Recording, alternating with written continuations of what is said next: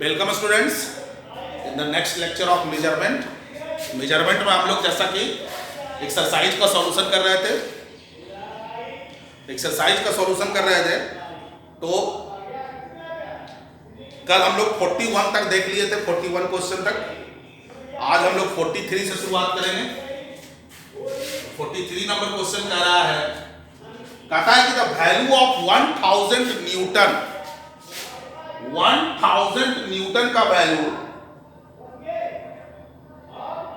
In a new system में which has the fundamental units as 10 gram, यानी mass के लिए 10 ग्राम का इस्तेमाल करना है, लेंथ के लिए 1000 सेंटीमीटर का इस्तेमाल करना है एंड टाइम के लिए 1 मिनट का इस्तेमाल करना है। यानी एक नया यूनिट सिस्टम बनाया गया है जिसमें फंडामेंटल यूनिट के लिए 10 ग्राम लेना है, 1000 सेंटीमीटर लेना है और 1 मिनट लेना है। तो हम प्रेजेंस ऑफ माइंड से इतना तो सोच ही सकते हैं कि मास के लिए 10 ग्राम लेना है, लेंथ के लिए 1000 सेंटीमीटर लेना है और टाइम के लिए 1 मिनट लेना है। और हम लोगों को पता है कि 1000 न्यूटन का मतलब क्या होता है। तो हम लोग पढ़े थे कि force power mass into acceleration होता है, यानी मास का केजी और एक्सेलरेशन का मीटर पर सेकंड स्क्वायर, इसी को केजी मीटर पर सेकंड स्क्वायर को न्यूटन कहा जाता है। ये हम लोग को मालूम है, नहीं मालूम है तब ये देख लीजिए कि फोर्स का फार्मूला होता है mass into acceleration, KG meter पर सेकंड स्क्वायर को ही न्यूटन कहा जाता है। तो जब बात आती है 1000 न्यूटन की तो हम लोग इसको लिख सकते हैं 1000 केजी मीटर पर सेकंड स्क्वायर। हमको इसी टर्म में लिखना होगा क्योंकि हमको मास के लिए केजी है तब ना 10 ग्राम लेना है मास के लिए। तो हम लोग पढ़े हैं कि किसी भी यूनिट को बनाना है तो N1 U1 बराबर N2 U2 लेना है। N1 is 1000, U1 is Newton और N2 इज नहीं पता है और U2 पता है। एक नया यूनिट बनाया गया है। 1000 न्यूटन की बात की जाए तो न्यूटन का मतलब केजी मीटर पर सेकंड स्क्वायर लेना है और नया यूनिट जो बनाया गया है उसमें केजी के जगह 10 ग्राम लेना है, मीटर के जगह 1000 सेंटीमीटर लेना है और सेकंड स्क्वायर की जगह मिनट का स्क्वायर लेना है। अब हम लोग ब्रेक करेंगे, क्योंकि ब्रेक करेंगे तभी काटेंगे। तो केजी को हम लोग ग्राम में लिख दें तो केजी इज 1000 ग्राम, मीटर को सेंटीमीटर में लिखें तो 100 सेंटीमीटर और सेकंड स्क्वायर को रहने देते हैं, इधर मिनट को बदल देंगे। जिसको भी बदलना आसान है उसी को बदलिए, सेम में लाना है हम लोग को। इधर भी हम मिनट में बदल सकते थे तो 1/60 लिखना पड़ता, तो क्या दिक्कत है, इधर ही बदल लेंगे 60 सेकेंड, थोड़ा सा आसानी होगा। 1/60 में फिर 60 ऊपर, ऐसे भी 60 ऊपर जाएगा, यहाँ 1/60 कर दे तो 60 ऊपर ही जाता है। बात बराबर ही है, इधर ही अब जैसे आपकी मर्जी वैसे करिए। ग्राम से ग्राम कैंसिल हो गया, सेंटीमीटर से सेंटीमीटर कैंसिल हो गया, यहाँ सेकंड स्क्वायर से सेकंड स्क्वायर कैंसिल होगा तो क्या बचेगा 1000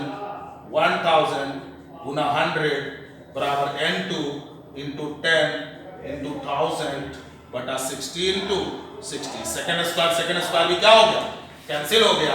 अब ये N2 इक्वल टू कितना हो जाएगा 3 3 6 3 9 10 to the power 9 sorry 3 3 6 2 8 10 power 8 हो गया ये इंटू 60 इंटू 60 ऊपर आया बटा नीचे कितना आ गया 10 टू द पावर 3 है 4, यानी 4 इसमें से घट जाएगा, कितना बचेगा 10 टू द पावर 4 बचेगा और ये 60 गुना 60, यानी हम कह सकते हैं 2 जीरो और इसमें बढ़ा लें, यानी 36 into 10 to the power 2 zero बढ़ गया तो 4 2 6 हो गया। इसको हम स्टैंडर्ड फॉर्म में लिख लें तो 3.6 इंटू कितना हो जाएगा 10 टू द पावर 7। बताए थे कि डेसिमल इधर अगर देंगे, अभी 36.0 है, डेसिमल इधर बढ़ाएंगे तो इसको बढ़ाना पड़ेगा और उधर बढ़ाएंगे तो घटाना पड़ेगा।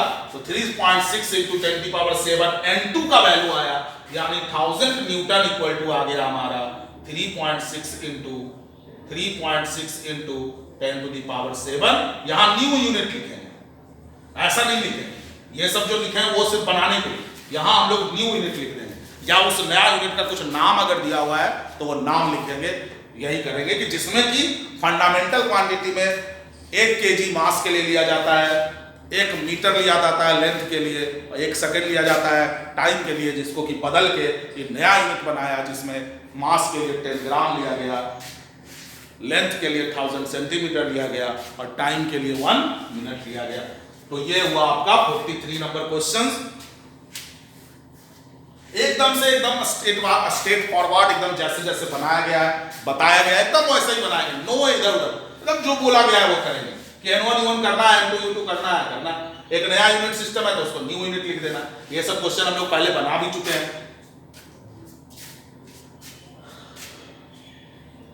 फिर आते हैं हम लोग 45 नंबर क्वेश्चन में।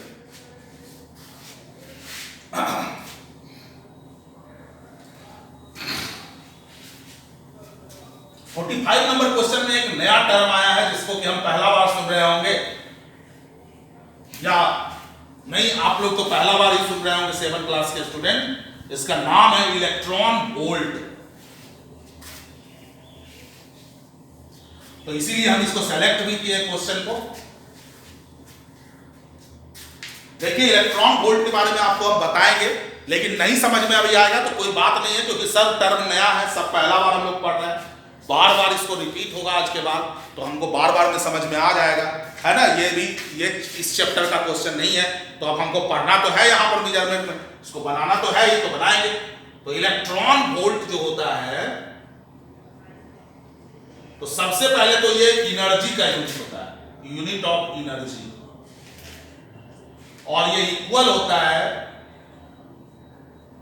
1.6 × 10⁻⁻19 जूल। थोड़ा सा आप आश्चर्यचकित हुए होंगे कि जो 1.6 × 10⁻⁻19 कूलम, ये -19 है, वो क्या है?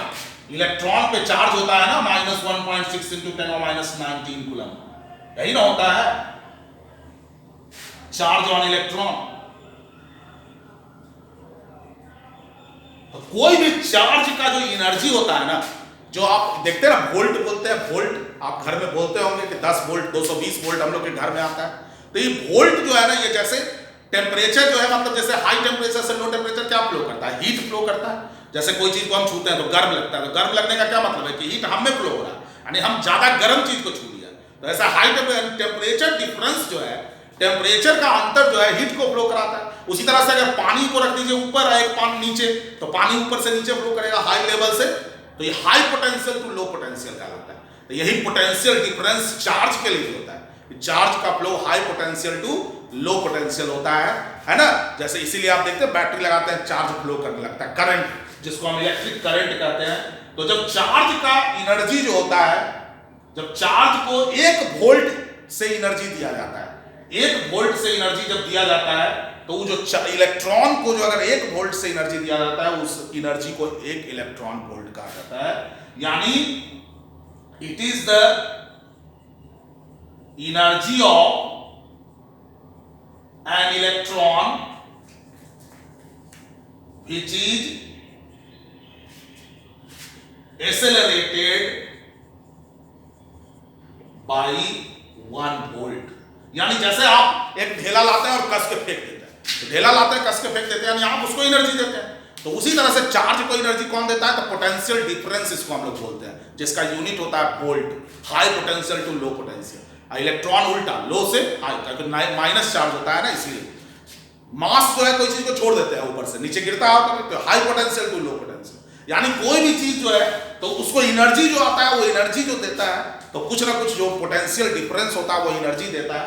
तो ये सब चीज हम लोग पढ़ेंगे आगे कि क्या होता है, कैसे होता है ना। अभी आप बस इतना ही याद रखिए कि कोई भी इलेक्ट्रॉन को जब 1 वोल्ट से एनर्जी दिया जाता है, मतलब एनर्जी देंगे तब ना वो मूव करेगा, एक्सेलरेट, मतलब उसका स्पीड बढ़ेगा।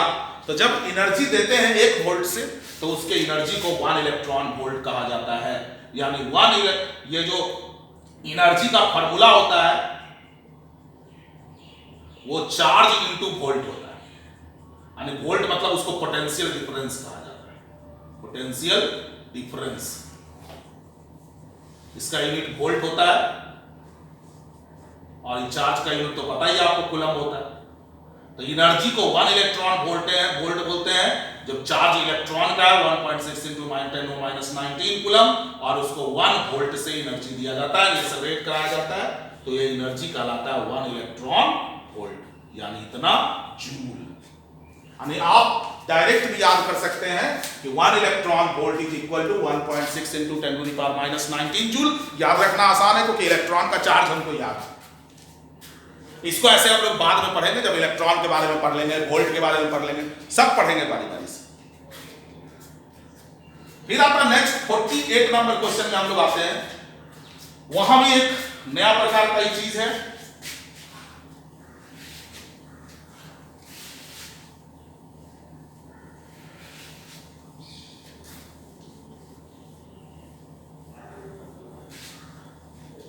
क्या है नया प्रकार का चीज?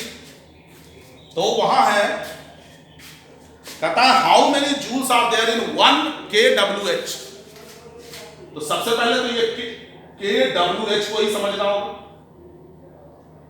तो kWh को बुलाया था फुल फॉर्म में kilowatt hour. Kilowatt hour. आपके घर में जो बिजली का बिल आता है ना यूनिट, वो इसी के हिसाब से आता है। यानी एक यूनिट जो आप बोलते हैं तो इसी को 1 किलो वाट आवर को 1 यूनिट बोला जाता है। 1 यूनिट बोला जाता है। आप जब 1 किलो वाट आवर मतलब हुआ, किलो का मतलब क्या बताए थे 10 टू द पावर 3, वाट क्या है तो पावर का यूनिट है। पावर इक्वल टू होता है वर्क बटा टाइम या एनर्जी बटा टाइम, यानी rate of consumption of energy होता है। जितना तेजी से आप एनर्जी खर्च करेंगे उतना ही तेजी से ना काम करेंगे। तो पावर ये जो जूल बटा टाइम यानी सेकेंड, इसी को वाट कहा जाता है। इसी को क्या कहा जाता है? वाट। तो वाट का क्या हो गया? जूल बटा सेकेंड, और आवर यानी 3600 सेकेंड होगा। सेकेंड से सेकेंड क्या हो गया? कट गया, यानी 10 to the power 3 into 3600 joule आ गया। जूल बच गया कि नहीं बच गया? यानी इसको स्टैंडर्ड फॉर्म में आप लिखिएगा तो 3.630 यहां से लाइए, 30 पहले से था, 10 टू द पावर 6 जूल।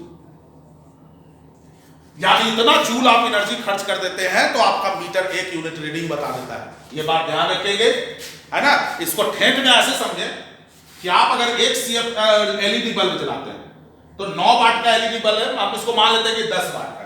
अगर 10 वाट का एलईडी बल्ब जलाएं तो अगर 10 बल्ब जलाएंगे तो कितना वाट हो जाएगा? 10 बल्ब जलाएंगे तो 100 वाट हो जाएगा। अब इस 100 वाट को अगर हम 10 आवर जलाते हैं, यानी 10 बल्ब को 10 घंटा जला रहे हैं, तो कितना हो जाएगा? 1000 वाट आवर हो जाएगा। और 1000 वाट यानी 1 किलो लिख सकते हैं इसको, यानी 1 यूनिट बिजली खर्च हो जाएगा।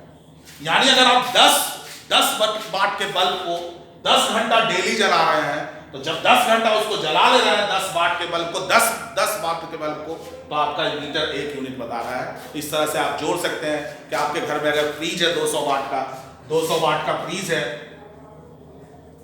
आपके घर में 100 वाट का 4 पंखा है जो 100 वाट का है, तो 600 वाट ये हो गया। और अदर यूजेज है 400 वाट का, तो 1000 वाट हो गया। तो 1 किलो वाट तो हो गया ना। तो अगर 1 घंटा जैसे जलाएंगे तो 1 यूनिट, यानी अगर इतना चीज अगर 1 घंटा आप जलाएंगे तो 1 यूनिट खर्च हो जाएगा। इस तरह से आप जोड़ सकते हैं कि आपका बिजली का बिल जो आ रहा है 6 रुपये 50 पैसे अभी है, तो कैसे आ रहा है, क्या आ रहा है, गलत आ रहा है, सही आ रहा है, आप जोड़ के निकाल भी सकते हैं। लेकिन ये सब हम लोग पढ़ेंगे जब इलेक्ट्रिसिटी पढ़ेंगे तो अच्छी तरह से। अभी आप बस यही समझेंगे कि kilowatt hour is unit of energy. ये आपसे वाट से कंफ्यूज करने का कोशिश करेगा कि ये यूनिट है पावर का, तो नहीं, लेकिन नहीं, यूनिट है एनर्जी, यूनिट ऑफ एनर्जी का यूनिट है ये। और इसका मतलब होता है 3.6 into 10 to the power 6 joule. ये कॉमर्शियल यूनिट है, कॉमर्शियल यूनिट है एनर्जी। अब जो है नेक्स्ट क्वेश्चन,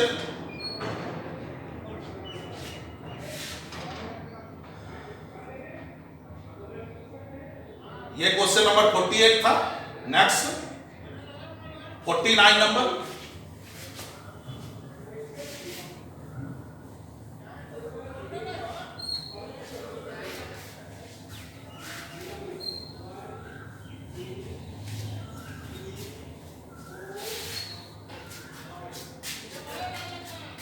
हम लोग एक पढ़ते हैं मोमेंट 49 नंबर क्वेश्चन बनाने जा रहे हैं। हम लोग एक टर्म है मोमेंटम, इसका हिंदी होता है संवेग। मोमेंटम बराबर पड़े मास इंटू वेलोसिटी। तो मास इंटू वेलोसिटी, तो मास का केजी, वेलोसिटी का मीटर पर सेकेंड, यानी मोमेंटम का यूनिट हो जाएगा मीटर पर सेकेंड। और दूसरा एक क्वांटिटी है इंपल्स। तो इंपल्स इक्वल टू होता है change in momentum.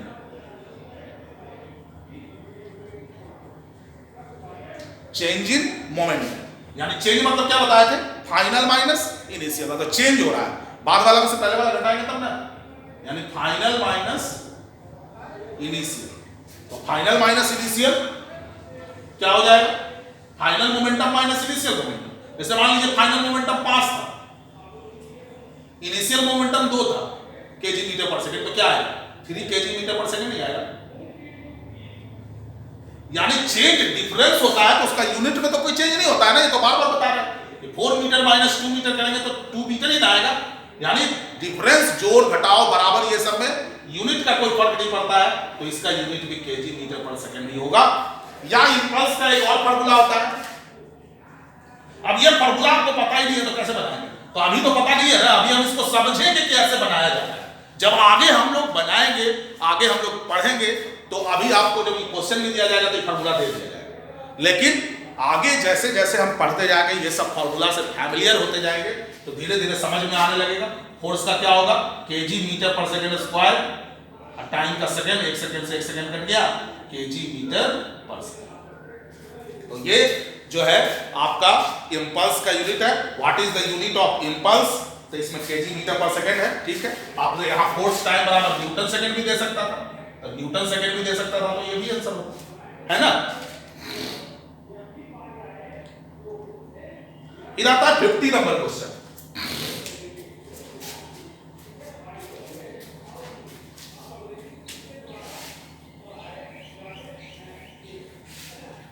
Number question में हम लोग पढ़े थे कि जब एडिशन एंड सब्ट्रैक्शन करते हैं तो वहां result minimum number of decimal place में लिखते हैं जो प्रेजेंट होता है, और जब मल्टीप्लिकेशन डिवीजन में minimum number of significant figure. तो यहां 50 नंबर क्वेश्चन क्या कह रहा है कि 9625 is divided by 2.37, then correct result is. तो पहला तो क्लियर है ना कि करेक्ट रिजल्ट क्या होगा। यहां 4 सिग्निफिकेंट फिगर है, 1 2 3 4, यहां कितने सिग्निफिकेंट फिगर है, तो आंसर भी 3 सिग्निफिकेंट फिगर में देना होगा, तो डिवाइड करना होगा ना उसके पहले। तो 96.25 2.37 अगर डेसिमल काटे दोनों तो 9625 बटा 237। अब ये डिवाइड करिए, ये हो जाएगा कितना बार में लगेगा, 3 बार में। 7 21 के 1 हासिल 2, 3 3 9 10, 11 के 1 हासिल 1, 3 दूनी 6 1 7।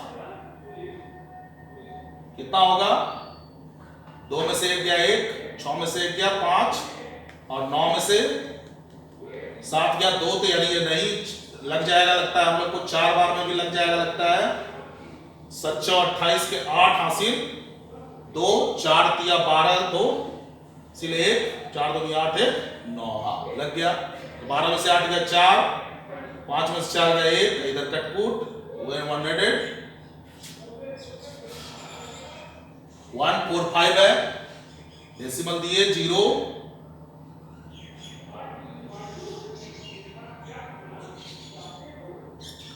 कितना होगा 7 बार में लग जाएगा, हासिल 4, 7 21 4 25, तो हासिल 2 14, नहीं ये ज्यादा हो गया, 6 बार 6 7 42, ये 2 हासिल।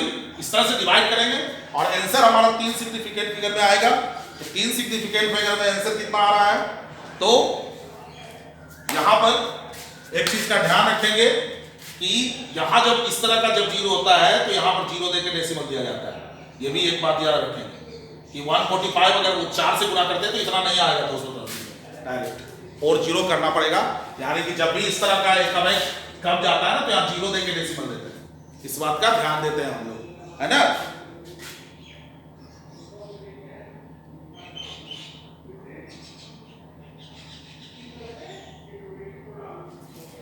तो 3 सिग्निफिकेंट फिगर तो सिंपल दिख ही रहा है सब में। ये तो और भी है कि डिवाइड करने का जरूरत नहीं है यहाँ पे आपको, और चेक करना इसका सिर्फ कोशिश किया जा रहा है यहाँ पे कि चेक कर रहा है कि आप जो है जो ये जानते हैं कि नहीं कि मल्टीप्लिकेशन डिवीजन में minimum number of significant figure जो है में आंसर लिखा जाता है कि नहीं लिखा जाता है।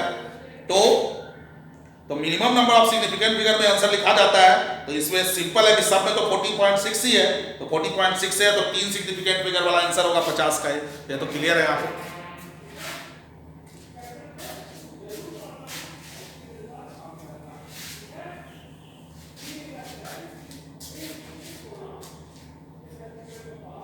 इसके बाद आता है what is the unit of coefficient of viscosity. आप देखिए विस्कोसिटी क्या है, अब पूरा पढ़ना पड़ेगा विस्कोसिटी।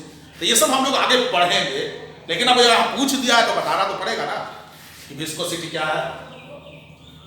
आप कभी नदी नाला को देखे होंगे, नदी को, तो नदी में पानी फ्लो करता है या नाला में पानी फ्लो करता है, तो आप क्या देखे हैं?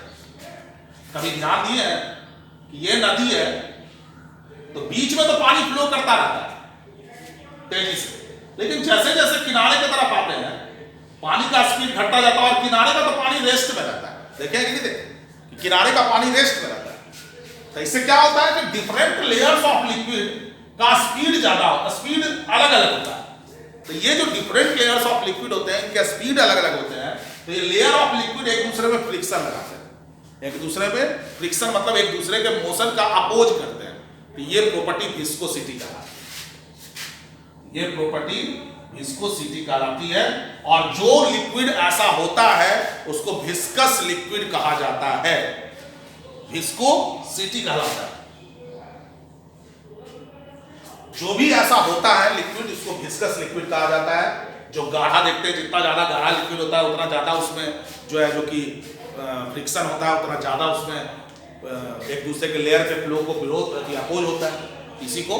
तो ये जो फोर्स है वो विस्कस फोर्स कहलाता है, और ये जो प्रॉपर्टी है वो विस्कोसिटी का है। तो ये जो विस्कस एक दूसरे पे जो फोर्स लगता है, वो विस्कस जो फोर्स होता है ना, वो डायरेक्टली प्रोपोर्शनल होता है वेलोसिटी ग्रेडियंट,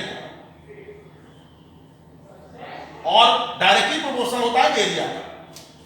अब आते हैं बात वेलोसिटी ग्रेडियंट क्या है। तो वेलोसिटी ग्रेडियंट क्या है? वेलोसिटी ग्रेडियंट क्या है? तो ग्रेडियंट टर्म जहां भी आएगा तो समझिए पर यूनिट लेंथ। जैसे टेम्परेचर ग्रेडियंट, तो temperature difference per unit length. Velocity gradient, velocity difference in velocity per unit length. Potential gradient, difference in potential per unit length. ये ग्रेडियंट टर्म जहां भी आएगा वहां लेंथ पर यूनिट लेंथ होगा। जैसे कि मान लीजिए कि यहां से यहां जाने में यहां पर स्पीड 0 मीटर पर सेकंड था और यहां पर स्पीड 20 मीटर पर सेकंड, और ये जो लंबाई था वो 2 मीटर, यानी 2 मीटर जब हम जा रहे हैं तो स्पीड में कितना परिवर्तन हो रहा है? 20 - 0 यानी 20 हो रहा है। तो 1 मीटर जाएंगे तो कितना परिवर्तन होगा? 20 बटा 2 यानी 10, यानी 10 मीटर पर सेकंड पर यूनिट लेंथ, यानी पर मीटर, यानी 10 मीटर पर सेकंड पर मीटर इज वेलोसिटी ग्रेडियंट। यानी एक वेलोसिटी में पर यूनिट लेंथ यानी डेल्टा एक्स, यानी ये दूरी जो है अगर डेल्टा एक्स है तो यहाँ वेलोसिटी v है, तो यहाँ velocity v plus delta v, यानी स्पीड चेंज हो गया डेल्टा v से। तो डेल्टा एक्स गए तो स्पीड चेंज हुआ डेल्टा v से, तो एक जाते तो कितना चेंज होगा? यानी change in speed per unit length is velocity gradient. और एरिया ये तो हो गया, एरिया जितना ज्यादा सरफेस एरिया सटा रहेगा उतना ज्यादा तो लगेगा ही लगेगा। तो हम डायरेक्टली प्रोपोर्शनल साइन हटाएंगे तो क्या पहले कंबाइन करेंगे, ऊपर वाला को ऊपर लिखेंगे और नीचे वाला को नीचे, और डायरेक्टली प्रोपोर्शनल साइन हटाते हैं तो क्या देते हैं? कांस्टेंट देते हैं ना। तो यहाँ इस कांस्टेंट को कोई m से दिखाते हैं, ईटा से दिखाते हैं, ईटा ये लंबा खींचते हैं इनको, और इसी को कोएफिशिएंट ऑफ विस्कोसिटी कहा जाता है। अब ये सब चीजें चैप्टर है पूरा, कोएफिशिएंट ऑफ विस्कोसिटी नाम का एक चैप्टर ही पूरा है। तो ये सब हम लोग पढ़ेंगे बाद में ना, कोएफिशिएंट ऑफ विस्कोसिटी। अब यहां से इसका यूनिट निकालना है, तो इसका यूनिट निकालने के लिए क्या होगा? इधर न्यूटन ये फोर्स का कोएफिशिएंट ऑफ विस्कोसिटी, ये वेलोसिटी बटा लेंथ एरिया, तो क्या हो जाएगा इसका न्यूटन, इसका तो निकालना ही है। स्पीड का क्या हो जाएगा मीटर पर सेकंड, डिफरेंस से कोई फर्क नहीं पड़ेगा, डेल्टा एक्स मीटर, ये मीटर स्क्वायर, ये मीटर से मीटर कैंसिल, न्यूटन बराबर मीटर गुना मीटर, मीटर स्क्वायर बटा सेकेंड, एन बराबर क्या हो गया न्यूटन सेकेंड बटा मीटर स्क्वायर। अब इसको ऑल्सो आप तोड़ सकते थे, केजी मीटर पर सेकेंड स्क्वायर इंटू सेकेंड बटा मीटर स्क्वायर, एक सेकेंड से एक सेकेंड, ये मीटर से मीटर कट गया, तो केजी बटा मीटर सेकेंड, ये हम लोग लिख सकते हैं केजी बटा मीटर सेकेंड, केजी बटा मीटर सेकेंड, तो केजी बटा मीटर सेकेंड जो है इसका यूनिट हो गया। तो जैसा अभी दिया हुआ है यहाँ न्यूटन के फॉर्म में ही दिया हुआ है, तो टेंशन नहीं है, what is the unit of coefficient of viscosity, तो न्यूटन के फॉर्म में दिया हुआ, तो देखिए न्यूटन सेकेंड बटा मीटर स्क्वायर आया है, तो न्यूटन सेकेंड बटा मीटर स्क्वायर तो इसमें नहीं है, तो न्यूटन सेकेंड बटा मीटर स्क्वायर तो नन ऑफ दीज ऑप्शन में है, तो नन ऑफ दीज होगा ऑप्शन में, नन ऑफ दीज,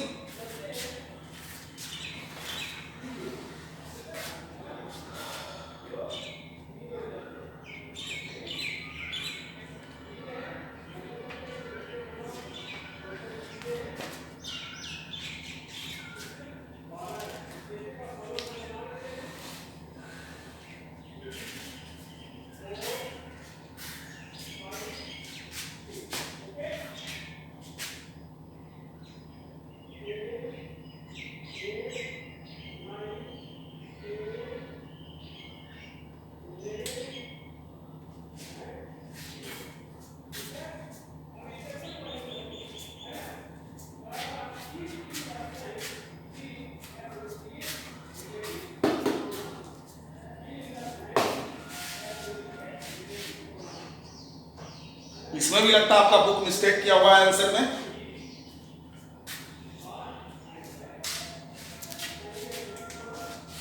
एफ बटा ए डीवी बाई डी एक्स, इसका वैल्यू अगर हम लोग लेके आएंगे तो इधर केजी मीटर पर सेकेंड स्क्वायर, इधर ए का मीटर स्क्वायर, इधर डीवी का मीटर पर सेकेंड और बटा मीटर, तो पर सेकेंड हो जाएगा, सेकेंड तो ऊपर ही जाएगा, नहीं यहाँ आपका किताब मिस्टेक किया हुआ है, मीटर नीचे रह जाएगा, ठीक है यही आएगा।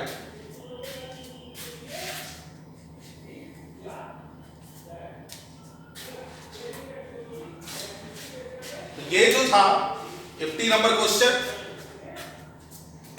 अब जो आगे आते हैं,